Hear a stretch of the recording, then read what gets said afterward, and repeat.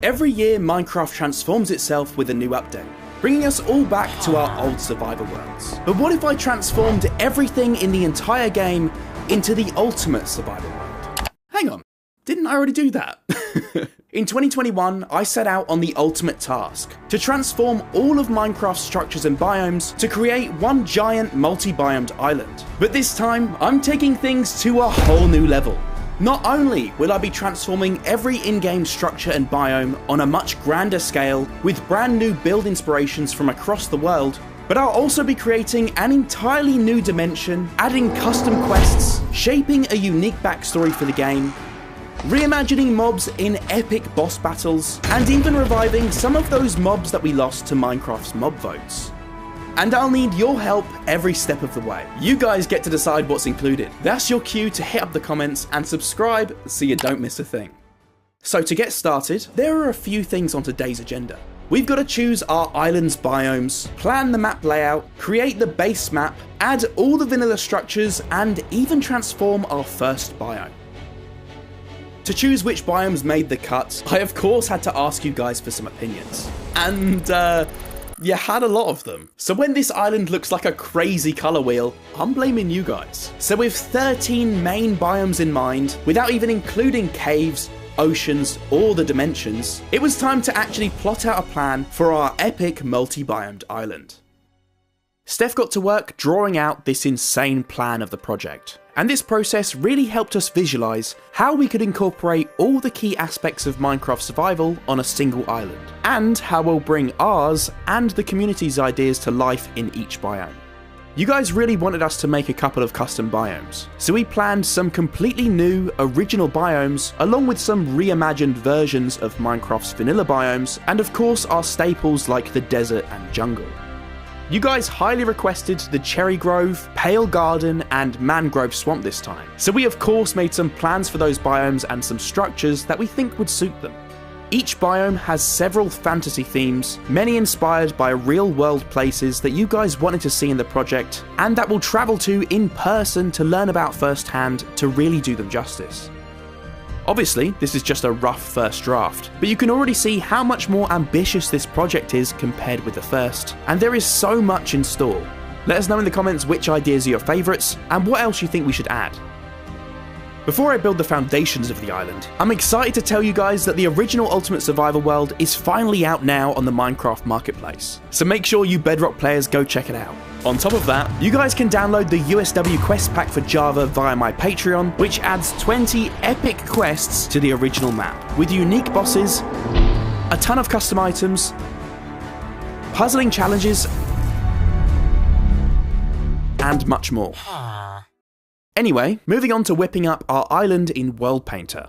I pretty much stuck to the plan that we drew out for the biome layout, which was quite a challenge to get right. As much as I would love to plot out a really natural island that's geographically accurate, it's just not possible for this number of biomes on a single island, which is the whole challenge in this project.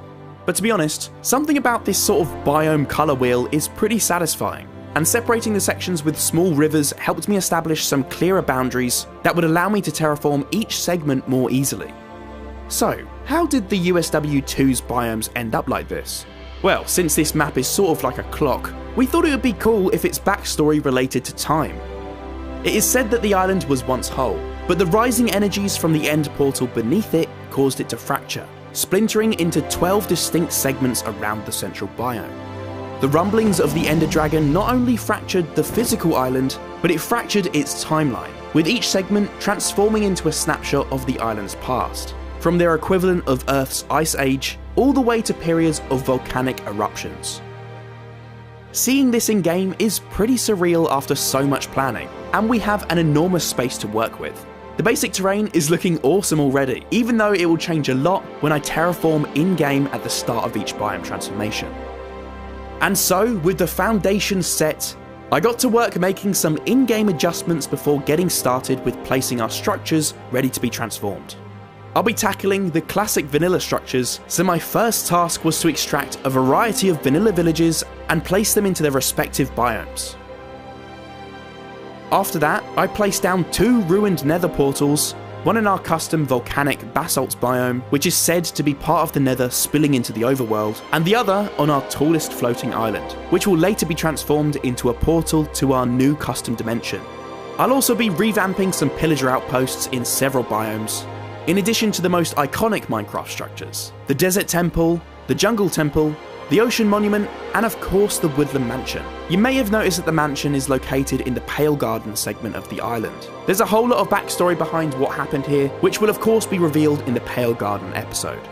On top of all that, we've got some pretty unique vanilla structures here as well, including the often forgotten trail ruins, which I've planned to incorporate into our floating islands biome, and even the experimental brick pyramid structure, which only existed in some of the earliest versions of Minecraft, but will be a fun transformation to tackle in our mangrove swamp.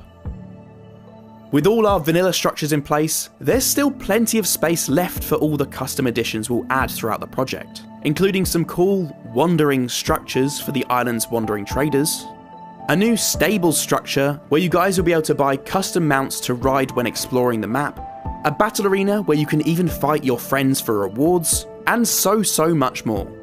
Anyway, I then got to work placing all the vanilla trees across the biomes, including the mushrooms in our mushroom biome and the ice spikes in our icy Arctic, which is actually a hybrid of the vanilla ice spikes and frozen peaks biomes.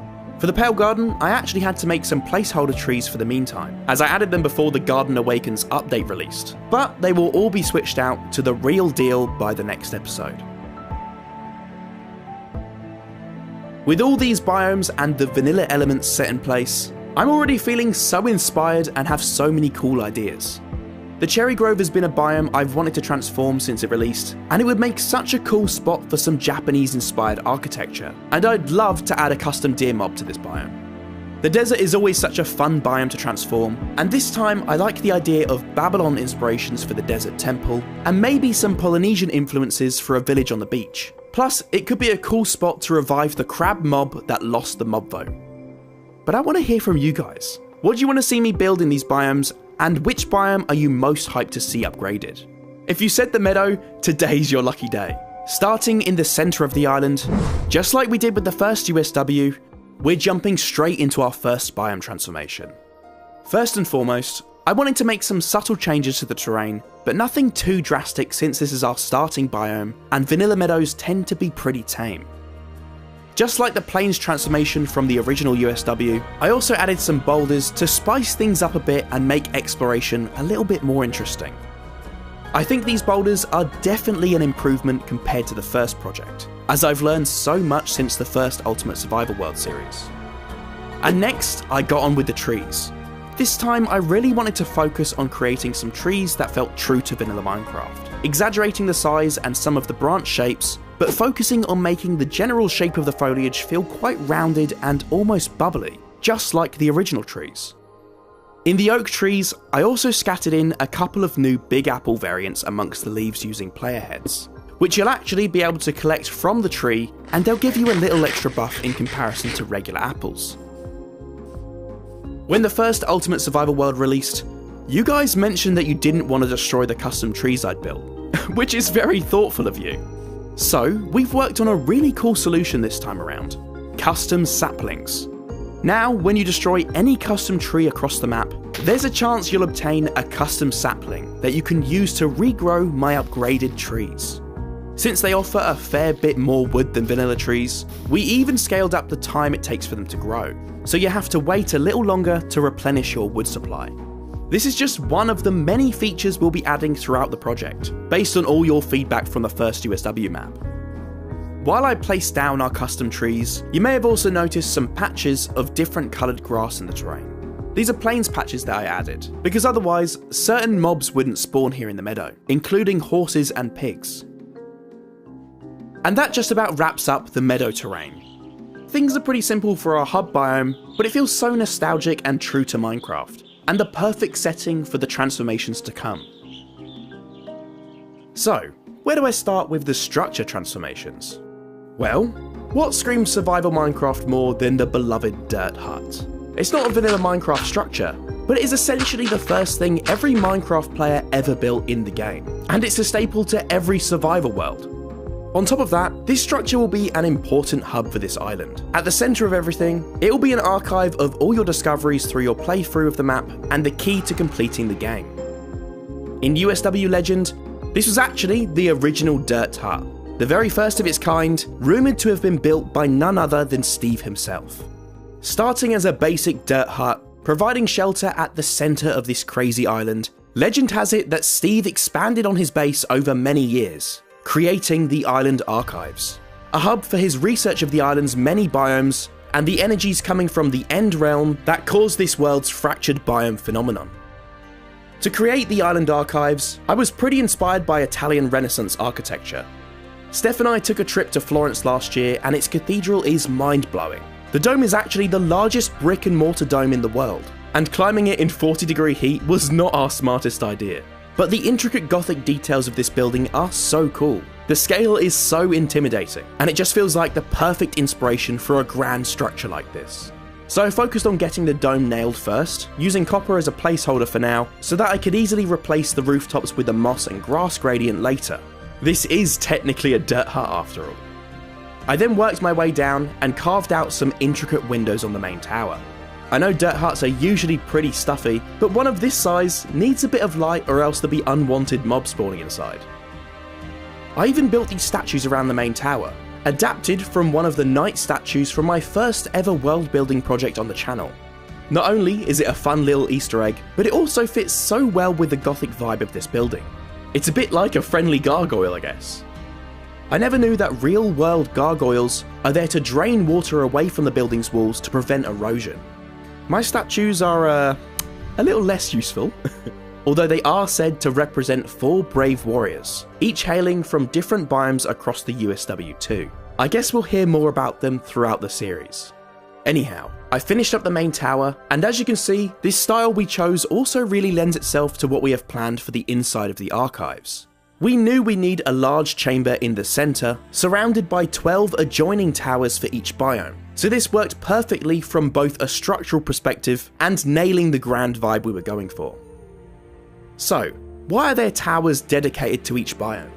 Well, every quest you complete across this map will lead you back here to the Island Archives, with the artifacts you have collected being displayed in each biome's dedicated tower, so you can track your progress and remember all the epic adventures you've been on throughout your playthrough. Each biome tower is connected to the main chamber by a bridge from the upper gallery, and all 12 interiors match the theme of their respective biomes. Anyway, to finish up the exterior, I added some grass and pathways before painting the build with a better gradient. Some nice dirt walls using some mud blocks, which didn't even exist when we made the first USW, and of course topped off with a grassy roof. Classic dirt hut style. You'll notice that inside the main chamber, I've built a large round slab hanging from the upper gallery. So, what's this for? Well, we actually wanted to take the biome clock concept even further.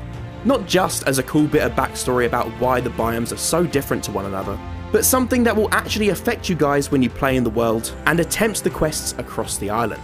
So, taking inspiration from the Hunger Games,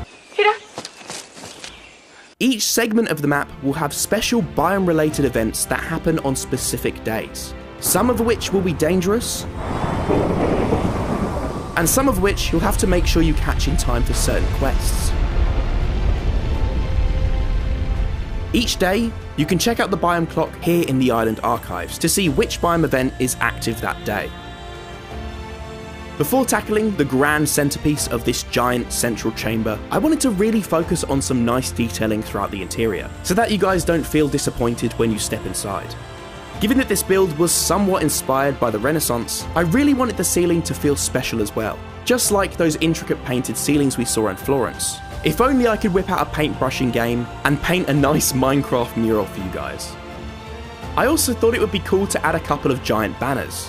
These are essentially tapestries woven by Steve himself, in honour of Minecraft's most iconic tools that helped him and so many other Minecrafters through their most perilous adventures. I then wrapped up the decorating for the central chamber with a giant chandelier hanging from a huge chain, with multiple tiers of torches to provide a bit of ambient light. As well as lots of vines to make this place feel overgrown and almost a part of the island. And for those of you lore enthusiasts out there, we had to include a lore library for you guys. The Island Archives will not only be home to quest artifacts discovered throughout your playthrough, but you'll also be able to bring lore books you find back here to the main chamber. And there will of course be an achievement for retrieving all the lore books and returning them to the archive shelves. And now for the most important part. In the centre of the Island Archives, you will find a giant gateway, securely locked by Steve himself, only to be opened by a brave adventurer who is ready to take on the might of the Ender Dragon. I'm sure you can guess what lies beneath this gateway, but how will you unlock it?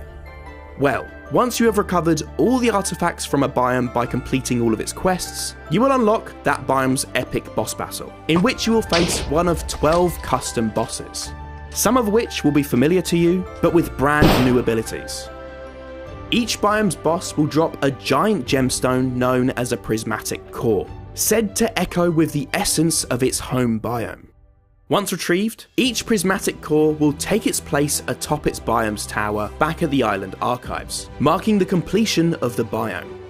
So what happens once you've finally completed all the quests, defeated all 12 biome bosses, and obtained all 12 prismatic cores? Well, you may just unlock this giant gateway to the Stronghold, which will transform at the very end of the series, along with what waits on the other side, of course. So that just about finishes off the Island Archives. This build has got me insanely hyped to get stuck into the project, and I feel like we've elevated things to a whole new level since last time. Not only is this building an epic nod to the dirt huts we've all built as survival Minecraft players, but it's going to have such a cool function within the map as a central part of the island and the gameplay. And I feel like seeing those prismatic cores appear above each biome tower as they're completed is going to be such an exciting feeling. Sometimes it's so easy to speedrun and get to the end without committing to a fleshed out playthrough, but this structure transforms the whole experience and adds so many new layers of challenges before you can progress. Anyway, let's move on to our next transformation, the Meadow Village. Okay, so we kicked off this journey with a transformation of every Minecraft player's home, so for the Meadow Village, we thought it'd be cool to take some inspiration from mine and Steph's real life home. Yep, that means I officially went outside and touched some grass, heading out on a little adventure to get some real world inspirations for our Meadow Village. We hit up some of the prettiest medieval villages and buildings that we could find to get a feel for how we wanted you guys to feel walking around the building game. Feeling inspired, I removed the vanilla village, which you may have noticed is abandoned. So, I wonder what happened here. I guess we'll find out later. Anyway, I also created some layers in the terrain so that our village had some different elevation points rather than plopping everything down onto a flat plane. Starting with our first villager profession building, the village temple, home of the cleric profession villager. Since the vanilla structure already resembles a church, and with our starting biome being inspired by medieval England, it made sense for my transformation to have those same inspirations in mind. As you guys know, this will be the first of many profession buildings I transform across the map, creating a special home for each of Minecraft's profession villagers. We'll of course take inspirations from across the world for future biomes, so that each village contains buildings that feel authentic to their inspirations. Now this building will of course have a full interior, but I'm not going to be spoiling all the interiors just yet, so you guys will only see a select few for each transformation, and the rest will be left for you to discover when you download the world for yourselves.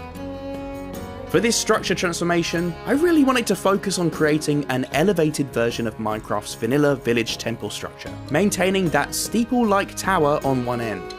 Usually I'd be inclined to add a spire, but since the vanilla structure doesn't include one, and most medieval English churches don't, I thought it'd be more authentic to leave it out for this one. This structure is a pretty large one to kick off our village transformation, but medieval English churches were always the largest buildings in their village, so I think we're nailing the vibe so far. Next, I got to work on a really special building, the very first custom profession building for the map, the Tavern.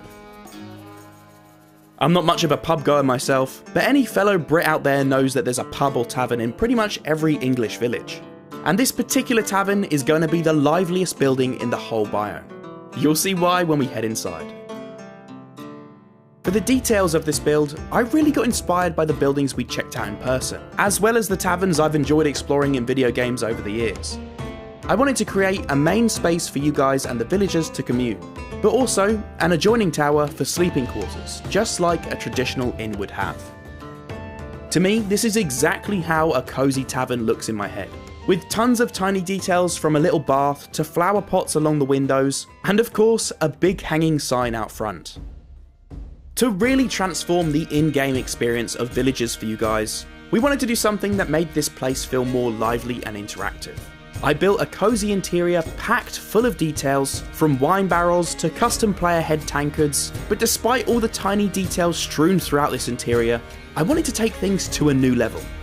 So for starters, at certain times of the day, you'll find a villager band inside playing an epic custom soundtrack designed specifically for this tavern, with the villagers gathering here for a dance, soaking up the vibes after a hard day's work. This is going to be the ultimate hangout spot to regroup with your friends after your survival adventures.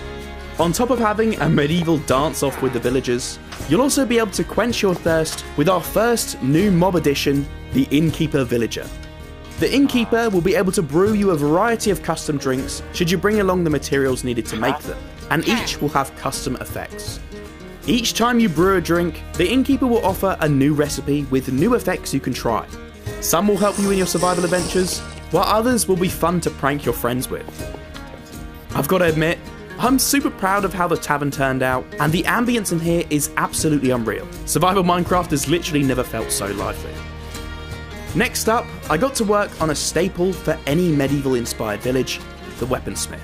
Technically, our third profession building, this one was pretty straightforward now that I'd established the style and palette I'd be using, with stone foundations, a birch wall gradient, and lots of beams.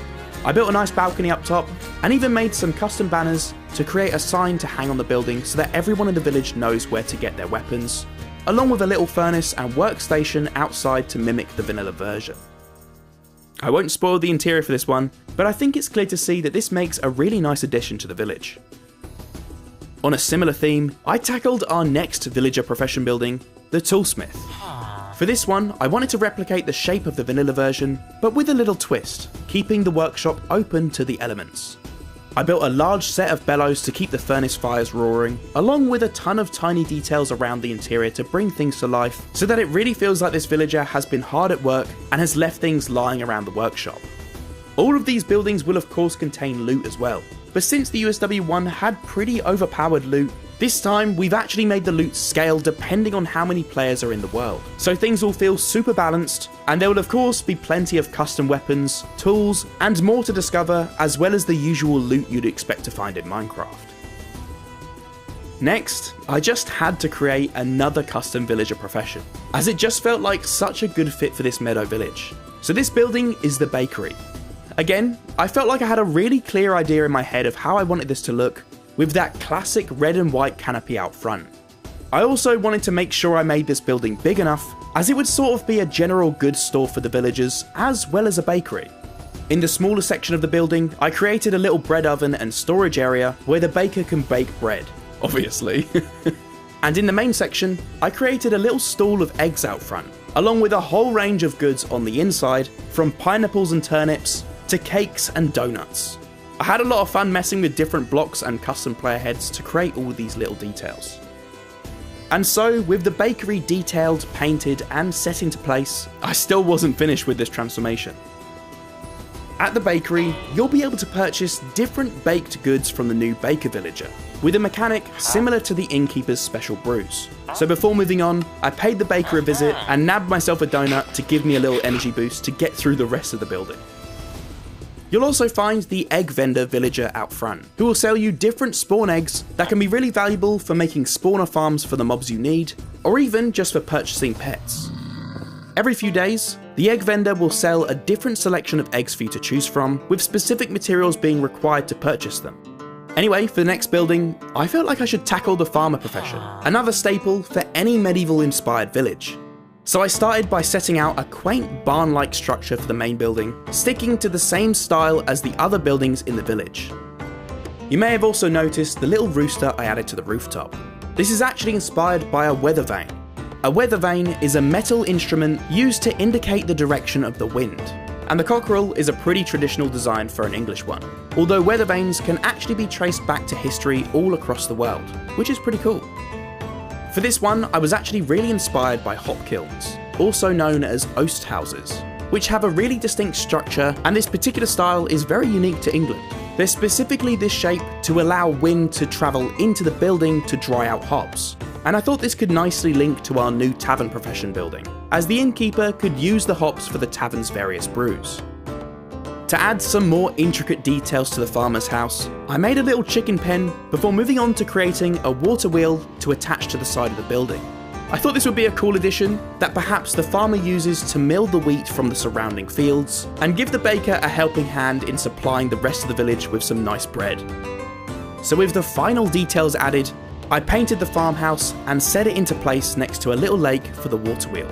I then etched out some rivers flowing down the hill to the edge of the biome, before carving out a large stretch of farmland for our farmer to grow crops in. So that everything is nicely accessible for you guys and the villagers living here, I created some bridges to cross the rivers I just made, before finally decorating the farmhouse with some vines, sort of like ivy creeping up the walls of the building to finish off this transformation without spoiling the interior for you guys. This one has gotta be one of my favourites so far. And finally, onto our last profession building for this village, the Fisherman.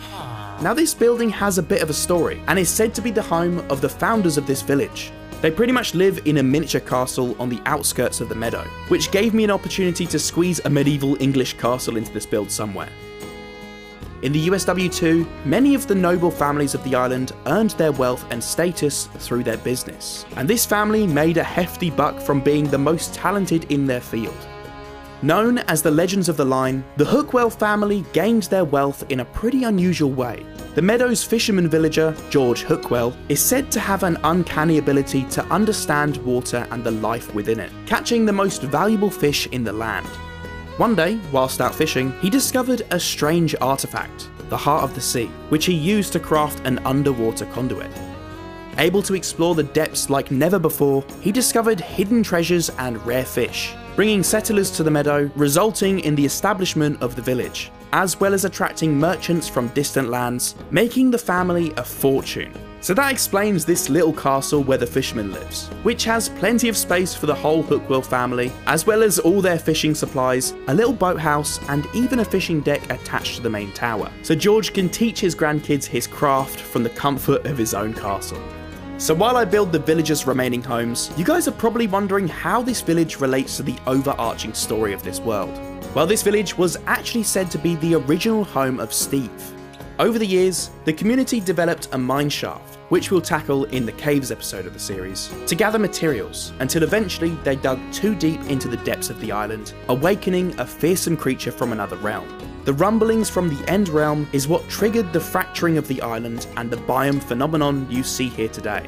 And the villagers who lived here fled to other biomes, to get as far as they could from this unknown threat.